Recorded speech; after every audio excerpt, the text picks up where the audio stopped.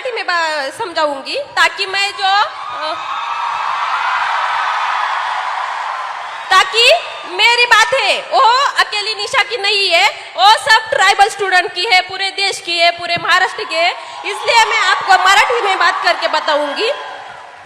जो आम्ही जे उपोषणासाठी बसलेलो आहोत, आमचे भाऊ आणि त्याच्यामध्ये आमच्या 2 बहिणी देखील बसलेल्या आहेत आणि त्यातलीच एका बहिणीची तब्येत खूप नाजूक झाली, तिला आज हॉस्पिटलमध्ये नेलंय।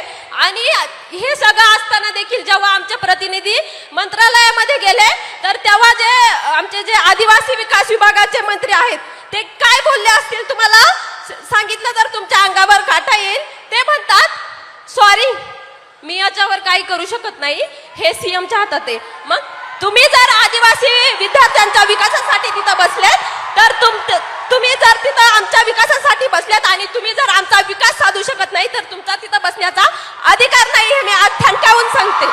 आणि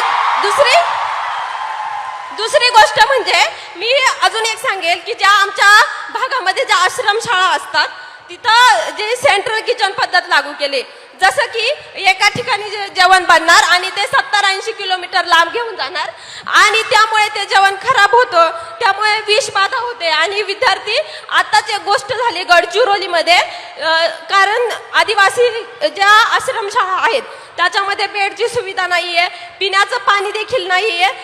त्याच कारणामुळे गडचिरोलीमध्ये विद्यार्थ्यांनी झोपेत असताना त्यांना मण्यार सापाने दंश करून 3 विद्यार्थी मेले आणि 3 विद्यार्थी अजूनही हॉस्पिटलमध्ये आहेत।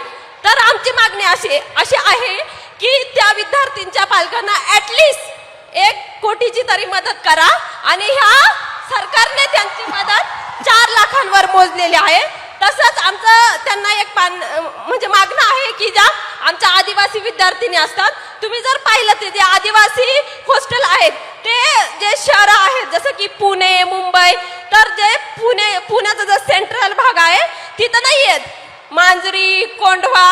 और इस वजह से जो हमारा शिक्षण है, हम जो पढ़ते वो पढ़ने के लिए टाइम ही नहीं रहता, क्योंकि 4-4 घंटे हमें वहाँ जाने आने में ही लगते हैं।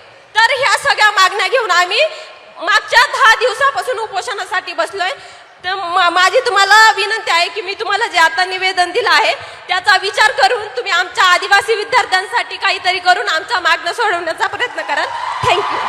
तो बताओ